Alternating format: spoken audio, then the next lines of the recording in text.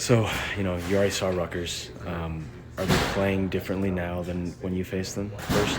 Yeah, I It's think been a so. while. Dylan was a little bit sick last time we played them, Right. so now he's healthier. They got a little flow going. They almost beat Michigan at their place. So I feel like they kind of caught their groove a little bit. Yeah. How much of that Michigan game did you guys go over? They just played? Not a lot. We just see a couple clips of like how they played against them, but I Yeah. think we'll see more today in our film. Yeah. Did you watch it at all? Like just No, not really. yeah. Well, I was gonna say. I mean, they almost knocked them off. They have there's a team that has a high ceiling. I mean, you guys know that. But at the same time, you guys probably want to repeat everything you did last time. Is that kind of what you've talked about? Yeah, I feel like they have a lot of depth to their program. They're a lot younger than us, so I feel like that sort of is the reason why they sort of been in the situations they have. But I feel like they're a very good team. They have a lot of depth, and we can't really take them for granted. Yeah. What did you see and feel against UCLA? The turnovers came back. The intensity was a little bit higher, seemingly on the perimeter and everything. What did you see in that game that helped you guys out? Yeah, I feel like we just came mentally prepared, physically prepared to play in this game. We knew we couldn't lose again because we went through a pretty tough stretch. Yeah. And I feel like playing at home and the crowd giving us a little bit of boost definitely helped us in that win. Have you had? I don't think you've had that feeling before. Here of. Obviously, losing 4 straight, and now you're at home, and you said like we feel like we can't lose. Did that?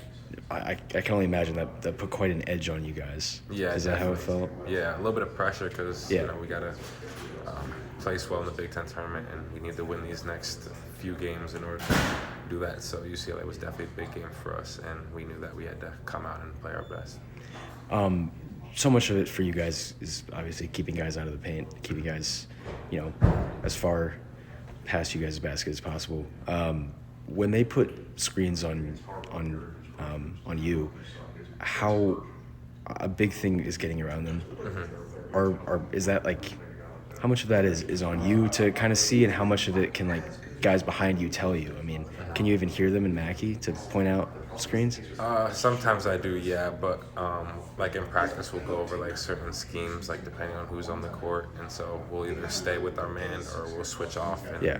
we call it veer back, and so we'll switch off and have the person who was guarding the screen or guard my man, and Right. so on. Yeah. So when you are supposed to stay with them, has that been an area of growth for you to get by those screens? Yeah, just being able to get into their body, so I'm not making contact with the screen, so it's easier to get around. Yeah. Has that been a learning curve at the college level of? I feel like, yeah, because like the guys I'm playing are a lot Right. bigger and stronger and know what they're doing. So going from high school to here definitely was a big transition when having to deal with like pick and roll actions and stuff like that. Yeah. And then, have you like in high school, down? Have you played with like elite rim protectors before? Yeah, definitely, especially in AAU. Yeah.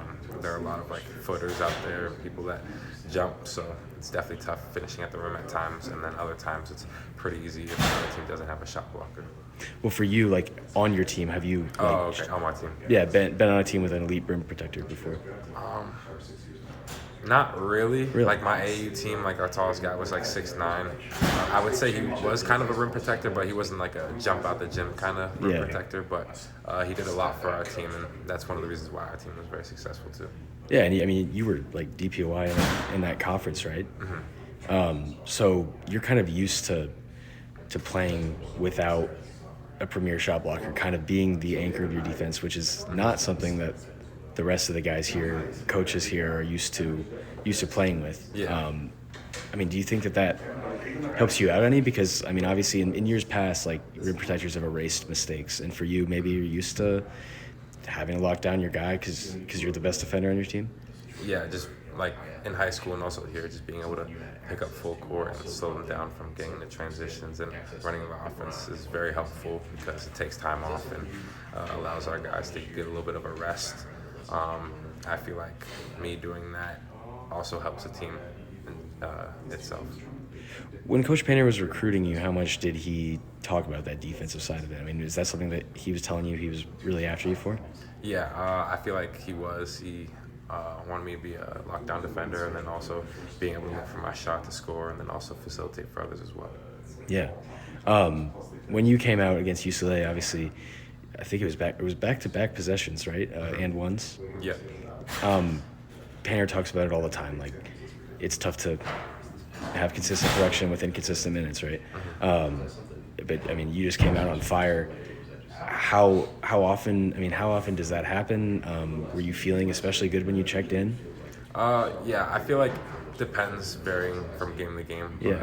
just being able to look to attack and get to my shots is something that he's been telling me to do the whole season. Same thing with PJ and all the other coaches. So just when I get into the game and when the time allows, just being able to look for that. I mean, how easy was it for you to check in and kind of see that you've got a shot and decide to take it? It's a tough one. You get fouled. You make it. Like, I just feel like is that growth for you? Like, would you have necessarily taken that on a few months back? I feel like, just depends, because lane was wide open, so you got to take that opportunity to attack the basket. Other times there'll be like teams with like good shot blockers, so I have to settle for like a mid-range or a floater. But right. I feel like in that situation, I felt like attacking the hoop was the best scenario for me.